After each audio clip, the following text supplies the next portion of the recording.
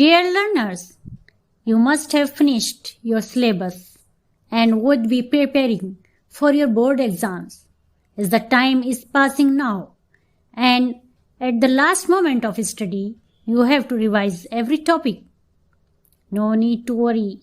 I have brought a wonderful Revise Now series to get prepared all the topics of social science. These points will help you to score highest marks in forthcoming exam. So let's start with Political Science Class 10th Part 1. Federalism is a system of government in which power is divided between center and state. Central government deals with subjects related to common national interest, and the state government looks after the administration of states. Opposite to this is unitary government, where the center enjoys all the powers and subunits are subordinate to it. Features of federalism. Number 1.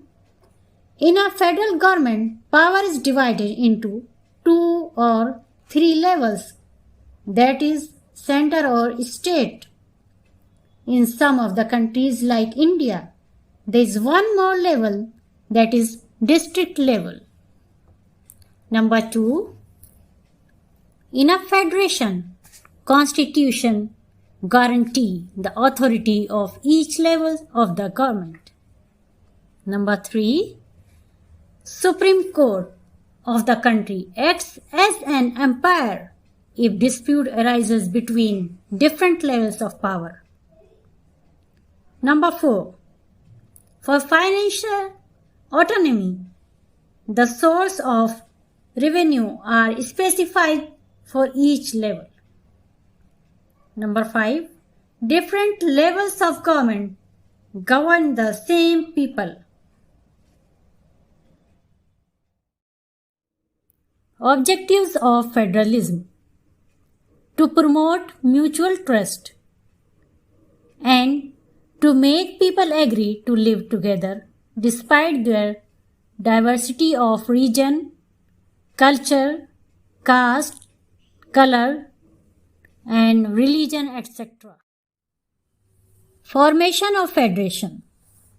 Federations are formed through 2 kinds of routes. Number 1. Coming together federation. Some independent units come together to form a bigger unit, such as USA, Switzerland, and Australia. Number 2. Holding together federations. A large country divides its power between states and the central government, such as India, Spain, and Belgium. Now we will come to know how India is a federal country. The Constitution declares India as a union of states. India has 3 levels of government: at center, at state, and at district. It provides 3-fold distribution of powers between center and state by 3 lists: union list, state list, and concurrent list. Union list contains subjects of national importance like defense, foreign affairs, banking, and currency, etc. State list has police, trade, commerce, agriculture, and irrigation, etc.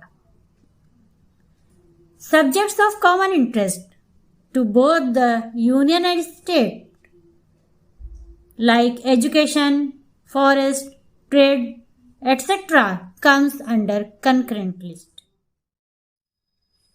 There are subjects that do not fall in any of the list, whether union list, state list, or concurrent list. These are called residuary subjects. The union government has the power to legislate on these subjects. There are some very small units that could not be merged with any of the existing states and are governed by central government, such as Delhi, Lakshadweep, and Chandigarh. The balance of sharing of power between union and state is another federal feature of our country. It is the basic structure of our constitution. Amendment in this arrangement is not easy.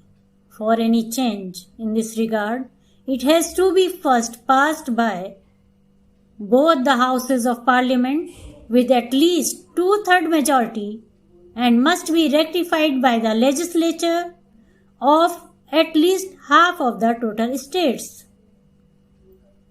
The supremacy of judiciary is another feature that make India a federal country.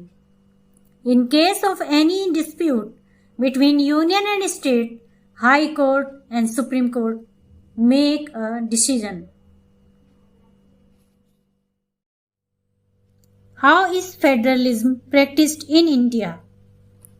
We will revise this topic in our next video, Federalism Part 2. Till then, keep learning and be happy. And please don't forget to share, like and subscribe our channel. Thanks for watching.